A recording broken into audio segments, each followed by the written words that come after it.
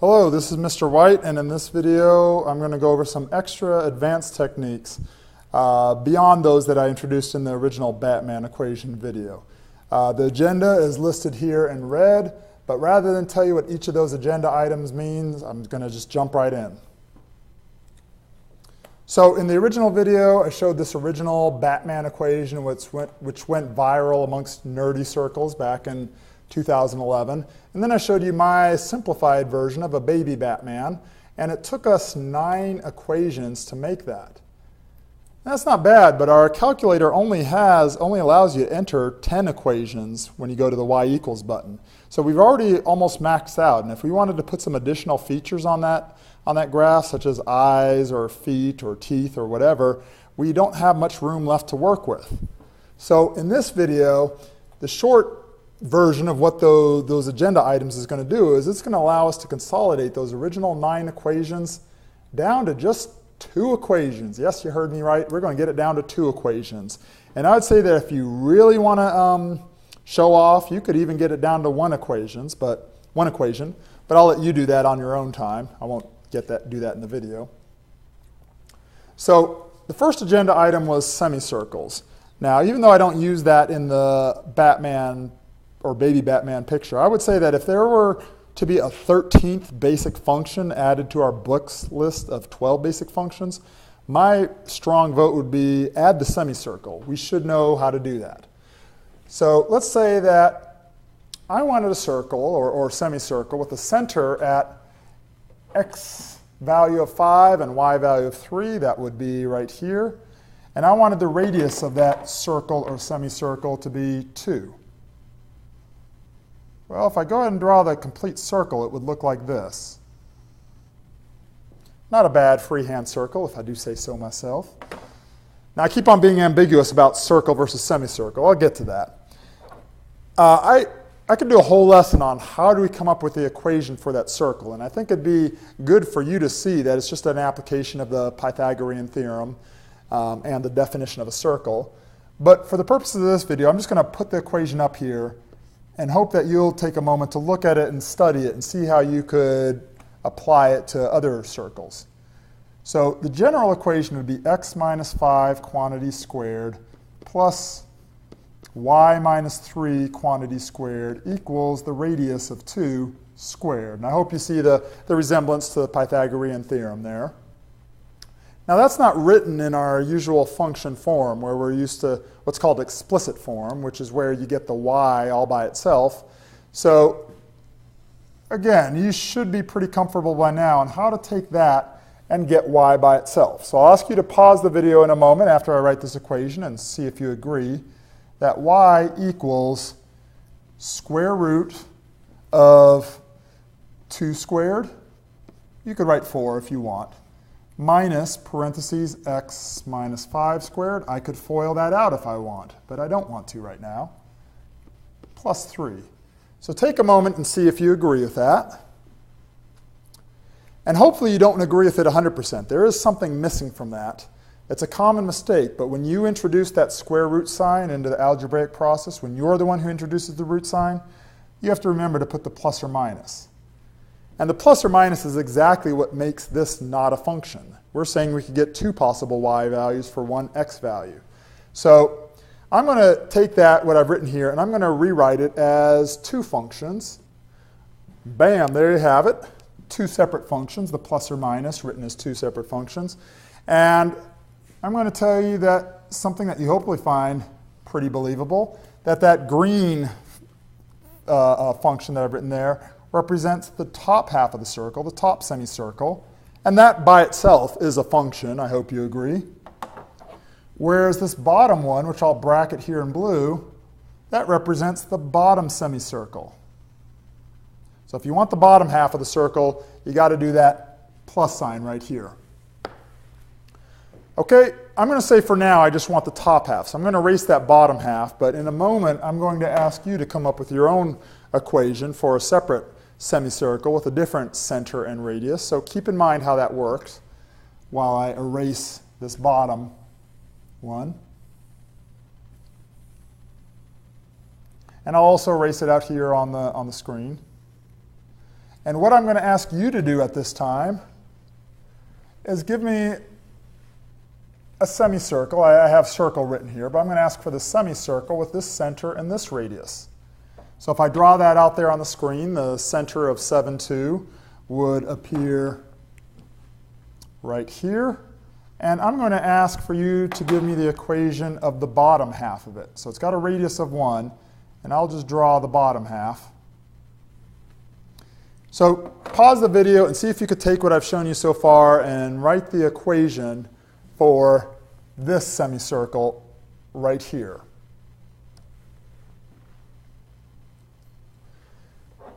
Okay, I hope you're being honest here and following the video diligently.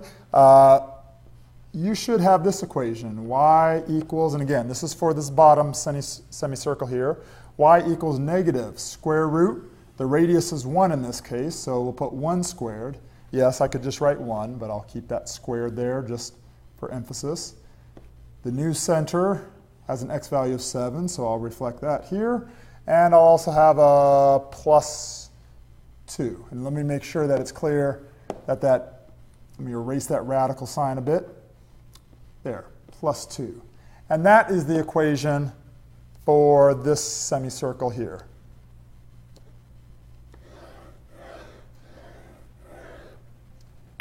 Okay, so now you know how to make semicircles.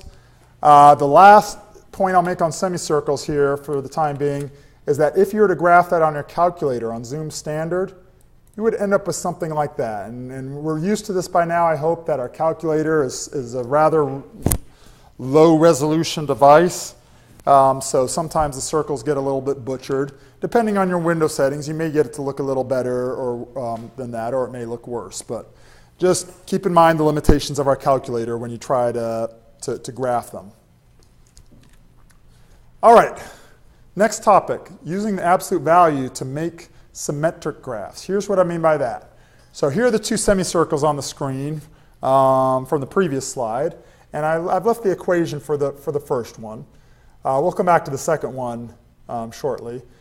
But a lot of the shapes that we do when we're making images, whether they be Batman symbols or whatever, they're often symmetric. They're often symmetric about the y-axis. So let's say I wanted that. And I wanted not just the reflection, but I wanted to keep the original as well. So let's say I wanted, there it is. I think I've got it right here. Now it's been reflected across the y-axis, and I want to keep both halves. So let me ask you to consider this. This is another one of those cases where I say, don't just believe what I say. I want you to say, yes, that makes sense.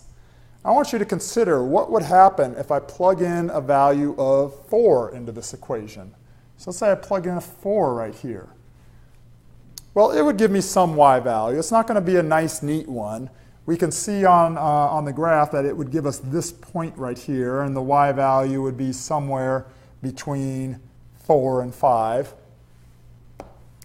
But I want you to, rather than worry about what exactly that y value is, I want you to just at least agree that plugging in a 4 right here is different than plugging in a negative 4. If I plug in a negative 4, I get a completely different value. And in fact, I would get an imaginary number the way I have it written now. So consider what happens if I insert some absolute value bars right here. And I'll draw them extra big just to really emphasize, even if it looks a little tacky. If I put some absolute value bars in there, do you agree that now whatever I plug in, if I plugged in a 4 right here, whatever value I get for that, do you agree that with those absolute value bars, I can now plug in, I'm running out of room here, so I'll write it up here. Do you agree I could put a negative 4 in between those absolute value bars and get the same y value? I hope you do. With those absolute value bars, I now know that I will get this point on the graph. This one right here, if you didn't catch me drawing it. So that works, of course, not just for 4, but for any value. Notice that any value that you put in for x, you can also put in its negative, and you'll get the exact same number. So I hope you have that deeper understanding of why you can plug in positive x values and get this semicircle, but then you could plug in the negatives and get that one as well. after adding those absolute value bars. Okay, so the same would be true for that bottom semicircle as well. And in general, any function f of x that you have, if you replace the x with an absolute value of x, you will get a symmetric graph across the across the y-axis. So with that being said, our functions as they stand right now would look like this. And you can put those in the calculator if you want, but I'm going to say let's do one more thing before I'm going to definitely ask you to put it in the calculator and try it for yourself. I'm going to say that those are two functions in the same family of functions. And the family I'm talking about is semicircles. I'm going to say that all semicircles fit the same basic structure. You can just look at the equation and say that they have something in common. So just bear with me here. I'm going to try to make this as clear as possible, but it may not be clear right from the beginning. So just bear with my explanation. I'm going to say that the things that differ between these equations, I'm going to say there's four things that differ. One of them is that this equation has an implied plus sign or positive sign, whereas this one down here has a negative sign. That's one difference. Difference number two is that there's a 2 and a 1 as the different radii in those two equations. The 3 and the 7 are the two x-coordinates of the centers. And then the y-coordinates of the centers, the 5 and the 3. Those are the four differences. So the equation I'm going to write here, I'm going to put curly brackets where those differences are. And again, this is going to look weird, but just hang tight. You'll see what I do with them in a moment. I'll put curly brackets for that plus and minus in front of the square root sign. Then I'll go ahead and put the square root sign. Now the radii differ, so I'll put curly bracket for that and just leave them empty for now. Squared. Both of the radii were being squared. Minus absolute value, quantity, absolute value of x, minus curly bracket. And that is then close parentheses squared. And finally, I just barely made enough room for myself. Final close curly bracket. So those curly brackets represent all the things that change from one of the functions to the other. And here's where I'm going to fill them in, and you'll be able to enter this in your calculator shortly. So this first one has an implied 1 in front. I could think of it as being multiplied by 1, whereas this bottom one has an implied negative 1 being multiplied. So I'm going to put 1, comma, negative 1 in this first curly brackets. And if you're wondering, that is really what they're called. I'm not just being familiar here. Those really are called curly brackets or curly braces. The second curly braces, hopefully you can anticipate, needs a 2 and a 1 for this radius and this radius. The two x-coordinates would be 3, comma 7 for this 3 and this 7. And finally, 5 and a 3.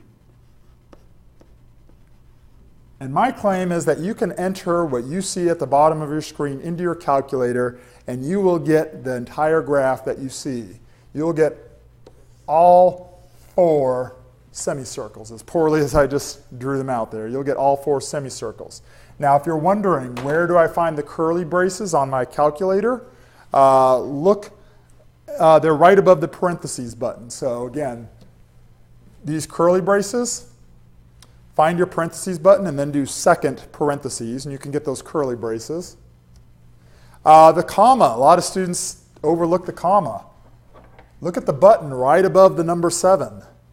You may have never even noticed it. A lot of times students say, wow, I never saw that staring me in the face. But the button right above the number 7 is a comma. So take a moment, pause the video, type in all this craziness that you see at the bottom of the screen, and see if it gives you, go to Zoom Standard, I'd say, and it should give you that graph you see on the screen. Okay, so I'm going to trust that you've done that. We've really opened up some options to ourselves here. Between using the curly braces and the absolute value bars, I'm going to say if you take those equations from the last video, which I'm showing you on the screen right now, if you take those 9 equations, Compare that to these two equations. Now, that's a lot to look at. That's a little intimidating at first, but if you really break it down, you'll see that it's just applying what I've shown you here. So let's just do one quick example here before I go on to the last topic of programs. Let's take the last item in the list. Notice that these lists have 1, 2, 3 items each. And notice that if that list has 3 items, this list has 3 items. This list has 3 items. They all have to match. But let's go with the last item. I'm just picking that arbitrarily. If I look at the last item in each list for that first equation, the equation that I have there is -2/9. I'll write it down here at the bottom. Times parentheses absolute value of x minus 6, close parentheses squared, plus -2. I'll just write that as a -2. All over 3 less than or equal to absolute value of x. And notice the absolute value bars, I'm using that trick down here as well in the denominator. Absolute value of x is less than or equal to 9. All right, and that is, if I look back at the previous page, notice that that is one of my equations here. That is this equation here. Now with the absolute value bars has basically captured this one as well. So really that equation with the absolute value bars captured both equations 6 and 7 from the earlier video. So this is going to take a little getting used to, but play around with it. I think you'll figure it out. The last thing I want to show you, I don't want to keep this video going too long. I'm going to be approaching 20 minutes here in a moment, but let me show you when you do all this work and get all these crazy equations, you're going to want to save them. It's a pain to type them all in, and then when you have to delete them to do some other problem, you don't feel like typing them in again. So programming, there's a bunch of websites out there that will get you started on programming. But I'm just going to show you the bare minimum that you need to save one of your creations. So let me bring my calculator up here. We have to start by creating a new program. And definitely pause and follow along on this. Go to the Program button, which you see highlighted there in red. And you probably have no programs on your calculator. If you do, no big deal. Go over to New. We're going to create a new program. Hit Enter. And notice that the cursor has a flashing A. The cursor on the calculator is a flashing A. That means that alpha lock is already on. And what that means is that I can just type the buttons. I don't have to hit any special modifier keys. I can just type in, if I want to type in new as the name of my program, I can just hit the log button. Notice that the alpha character right above the log button is the letter N. I can hit the sign button, and you see the alpha character above sign is E. You probably don't see it very well in this video, but if you look at your calculator, you'll notice it. And if I want to find the W, I go down to the minus sign, and W is right above it. So I'm going to say yes, that's my new program name. I'll hit Enter. And now I'm already editing this program. I'm in the I say editing, I guess I'm writing it from scratch, really. Let me point this out. At some point in writing programs, you're probably going to accidentally exit the program writing, so I'm going to do that intentionally now and show you how to get back. Go to second quit, and now we have exited the programming edit. So if you want to go back and say, hey, I wasn't done, hit Program, hit the right arrow button for Edit, and then hit Enter. And there, I'm back into edit mode. Okay, so you see I have a little list over here. I have a little list of things I want to show you, along with some little reminders in gray there, some little shortcuts to just summarize how we're going to do those things. The first thing I have listed here is axes off. So after new program and edit program, I have axes off. When you might want your program to turn the axes off, so when it displays, you don't have the axes cluttering things up. Just go to where we normally go for axes off. So while we're in program edit mode, go to second and then Format, which is right above Zoom, and arrow down to Axes Off, and hit Enter. And notice that that is entered as a command in our program. So when we run this program, it'll automatically turn the axes off. Let's hit Enter. For window settings, let's say that I want the program to set my window settings to go from -10 to 10 on the Xmin and Xmax and -5 to 5 on the Ymin and Ymax. So the way we'll do that is we're going to use the stow button, which is right here where my cursor is right now, right next to the number 1 and number 4. And I'm going to say -10, which is what I want my my Xmin to be. I'm going to type -10 stow or store. And here's where I have the little reminder over here. Let me go back to here. I'm now in Windows Settings. Here's how we have the reminder. I'm telling you to go to the VARs button. And so go to VARs, which is right next to the clear button where my cursor is. And then go to Window, which is already highlighted by default. Hit Enter. And there you see your Xmin. Okay, so let me do that one more time, and then I'll just fill in the rest here quickly. So we'll do a 10 for my Xmax. I'll hit stow and go to VARs, Enter for Window, arrow down to Xmax, and there I have it. So I'm going to enter in the Ymin and the Ymax real quickly here so I'm not wasting your time. Okay, there they are. I just paused the video recording and I entered them there. So there, that is telling the program that it's going to set my window settings accordingly. Okay, the next thing I want to do is say what are my actual equations, and I'm just going to make up a very simple equation for the sake of this program. So the equations, notice I have over here where my cursor is, I have some quotation marks. That's because the equations need to be entered in quotes. And notice that the quote is right above the plus sign here. So if I go to alpha and then hit plus, that'll be my opening quote. And let's say the equation I want to enter in is, let's say it's a parabola. And let's say it's the parabola x minus 3 quantity squared, but I want it mirrored, I want it symmetric. So I'll go to my math, over to number, and hit absolute value. Notice that even if you have a TI-84, when you're in programming mode, it types it in the old school TI-83 way. I have a little note down here that tells you that. So don't be thrown off by that. Absolute value of x.